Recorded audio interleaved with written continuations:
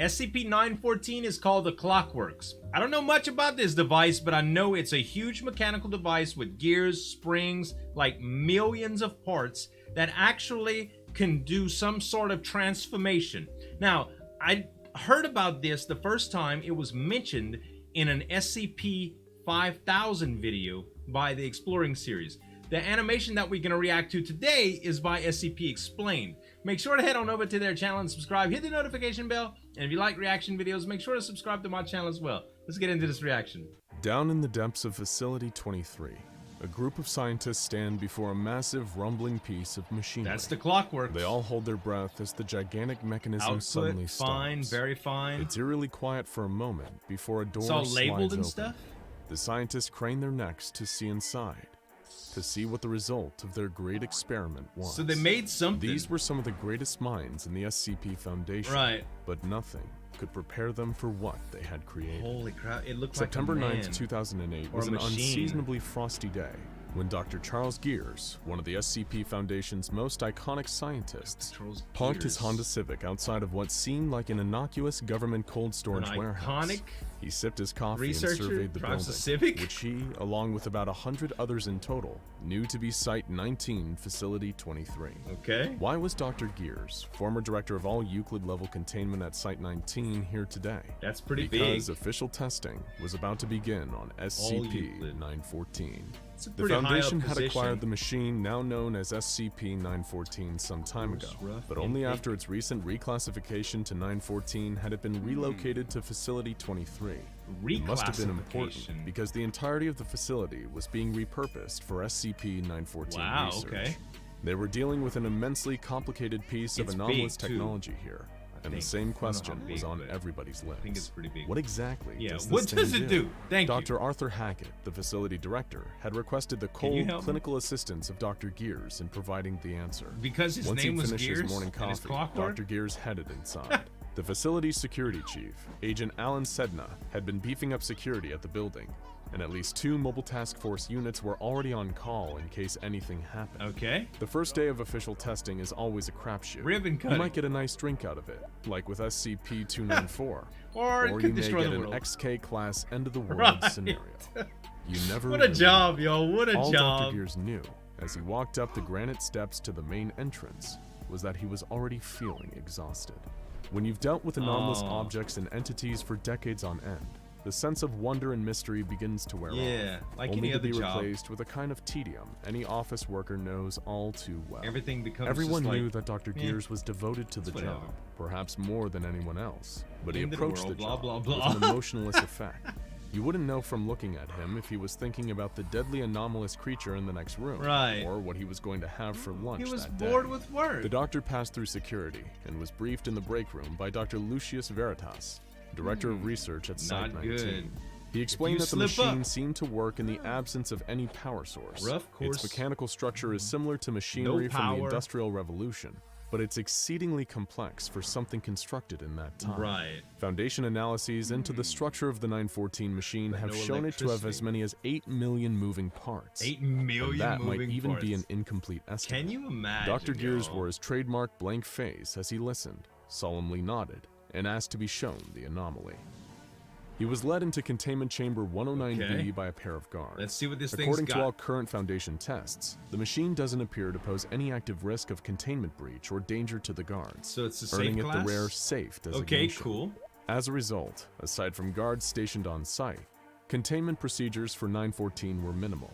Whether this designation would need to be changed after testing was something Dr. Gears would soon I imagine it will have to be changed. SCP-914 was a truly impressive sight to behold. A giant clockwork mechanism taking up around 18 square feet, with an unfathomably complex combination of screw drives, belts, pulleys, springs, and gears. It's like steampunk, A less stoic researcher might see the humor in recruiting a Dr. Gears to test such a device. But comedy definitely wasn't one of Dr. Gears' specialties. He stared at the machine with a detached fascination, he got a big old head too, analyzing its vital components at a glance. Gears noted a large mainspring beneath a rudimentary selection panel. You gotta wind it up. The panel is copper, with a large selection knob fixed to an arrow above a series of different options. Rough, is it a big coffee grinder? 1-to-1, fine, or a pepper mill? Fine. There was also a large key below the selection panel for the purposes of winding up the mainspring and initiating whatever procedure this machine was designed to enact.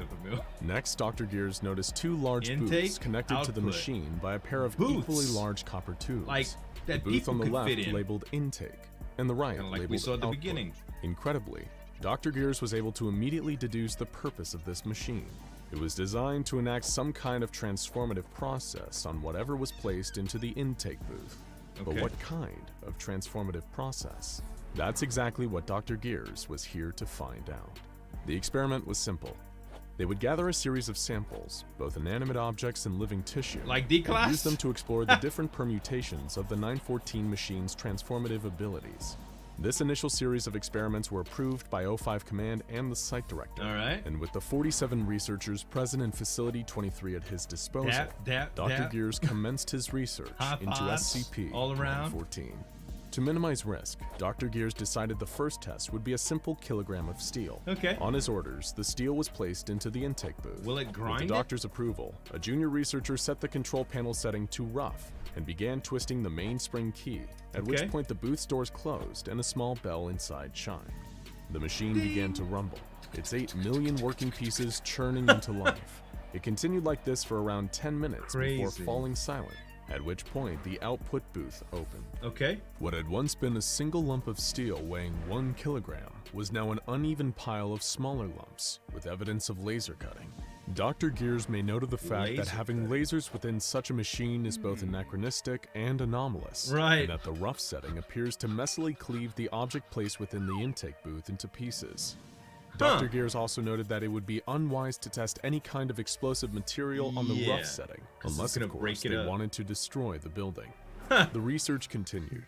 Dr. Gears used another 1 kilogram lump of steel to test the 1-to-1 feature. This time the result was far more peculiar. The output booth contained the exact same weight in steel screws. This result was sparking even greater connections in Dr. Gears' impressive analytical mind. Firstly, the 1-to-1 feature caused the 914 machine to transform the output into something different from, but similar to, the intake.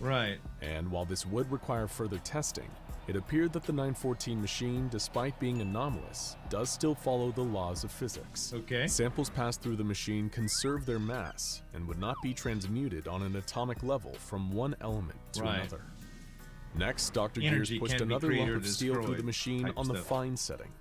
The result this time was a kilogram of steel carpet tacks. From this, Dr. Gears was able to ascertain that the fine feature improves the samples placed within the intake booth somewhat. However, things got even stranger when Gears performed the same experiment on the very fine setting. The output booth provided several unknown gases and a lump of unknown metal with anomalous qualities. Namely, it was resistant to heat up to 50,000 degrees, impossible to bend or break with any force, and was a perfect conductor of electricity. Dr. Gears suddenly realized his task here may be more interesting than he'd initially imagined. Was that a bit of a smile on his face that one researcher spotted? Surely. This was the famous unflappable Dr. Gears after all. The doctor decided to take it up a notch and began to test more complex items in the 914 machine. He removed his own wristwatch and placed it into the input booth before setting the machine to course and letting her rip. Literally, in this case. When the output booth was opened, the watch had been painstakingly disassembled into its component parts, with no damage to said parts. Dr. Gears noted the coarse feature as a more mild version of the rough, in the sense that it was able to take an object apart without any kind of fundamental damage. He also made note of the fact he'd need to get himself a new watch. Dr. Gears then asked one of the researchers to surrender their cell phone for testing. While none were excited at the prospect of their phone getting eviscerated by a clockwork behemoth, one of the researchers eventually surrendered their BlackBerry Curve to the doctor. It is a BlackBerry. He placed it into the intake booth on the 1-to-1 setting, and 10 minutes later, the output booth released a brand new Apple iPhone.